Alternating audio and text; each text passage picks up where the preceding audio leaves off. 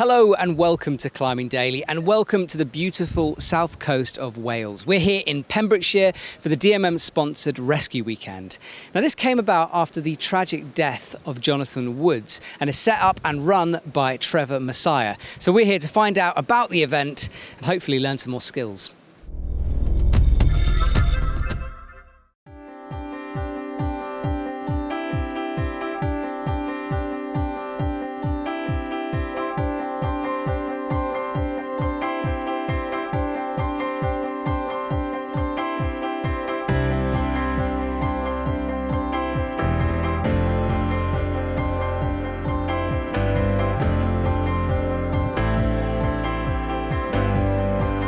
So behind me is a group of 8 climbers who have come down for the weekend to learn some new skills, and they're being taught by expert instructors.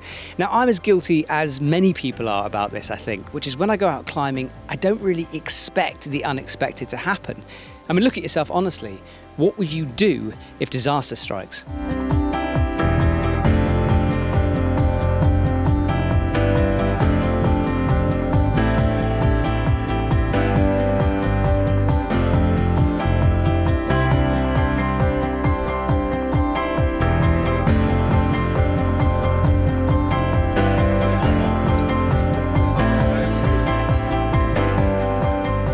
So I've managed to steal Angus away from his group because you're instructing today. And people might know you because you're a pretty well-known climber, especially in the UK climbing scene. And you're teaching this weekend, right? That's right, yeah. So I've come along for the self-rescue weekend to help teach. Yeah, we've got a lot of really good climbers that come along and some really experienced climbers.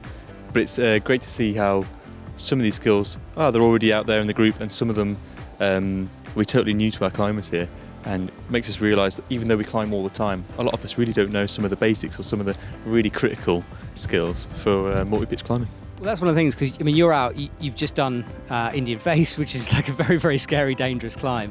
This must be something that's more prevalent in your head sometimes than most people. Like, I don't think I need rescuing off E1s very often, but you on E9s might do. Is it just good to have it in your arsenal and know that if something goes wrong, look, I can get myself out of it? Yeah, absolutely. Some of it's in the back of my head. Some of the things are like little building blocks of skills. The way we teach the skills are little building blocks that you could use. Some of them you use quite often, some of them you use occasionally. Some of them you might never have to use, but you've got them there. They're in your arsenal, as you say, and you can pull them out when you need them.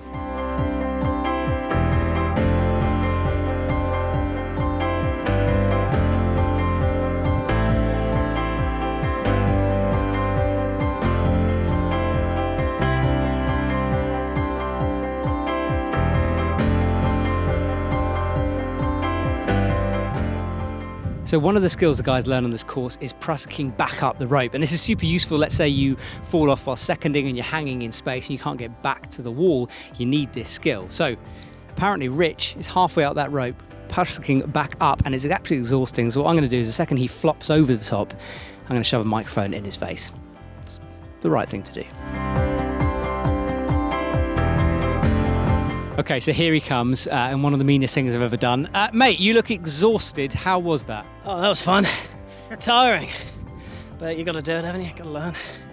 So when is this going to be useful? In your climbing career, your life, when can you see yourself using this skill? Well, hopefully never, but never say never. I mean, anything can happen, you're out. It's a pretty dangerous sport.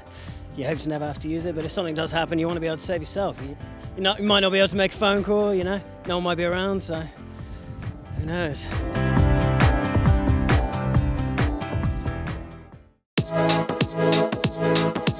So Trevor, earlier we saw the guys practicing and ascending the rope using prusik loops. They've now moved on to sort of mechanical things. We've got Jumars, we've got ropemen, we've got Gree-Grees in the mix. Yeah.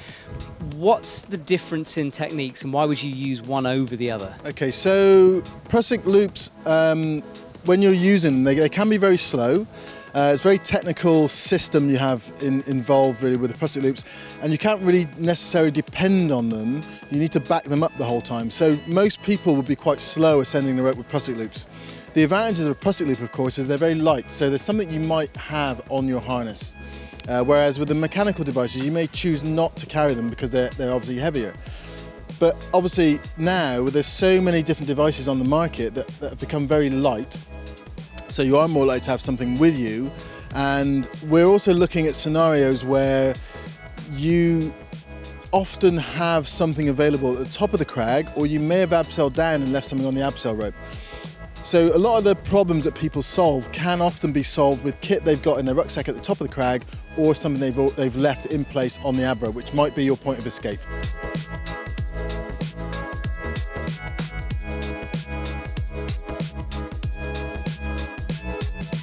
So Trevor, the system that's being set up here, I haven't seen before. I've seen the Jumar and I've seen the Grigri set up, but it's the extra roller carabiner with the rope through it, creating an almost pulley-like system, right? Yeah, so you don't need to necessarily have a roller beaner in the system, but what the roller beaner allows is there's less friction then on the rope, so it can make a big difference to the ease of you ascending the rope.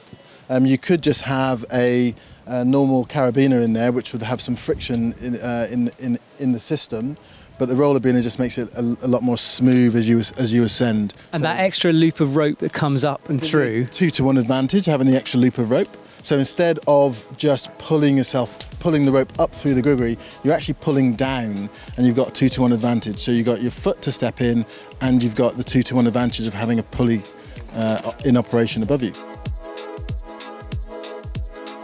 So Trevor, final part of today, what are the guys learning with these techniques? All right, so the final part of today is escaping the system.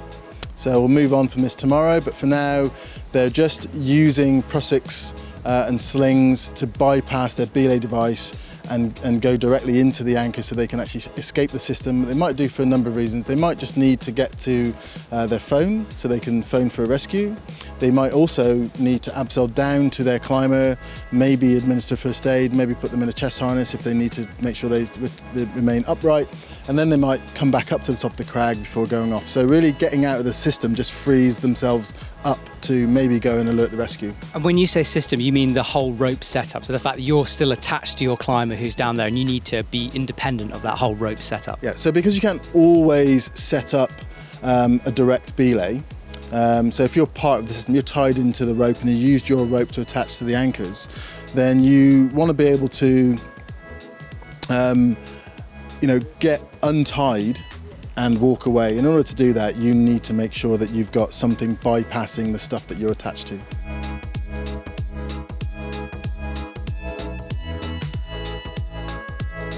So that's it, the end of the day for these guys, although they're continuing the course tomorrow. And it's been an incredible experience, both for them and for me. I think everyone has learned something today. I honestly think it's up to us as climbers to have these tools in our arsenal. It's just the responsible way of doing it, because you never know when something might go wrong. If you guys want to join one of these courses, or if you want to make a donation to this fantastic cause, then the link is in the description below. Thanks for watching, and I'll see you soon.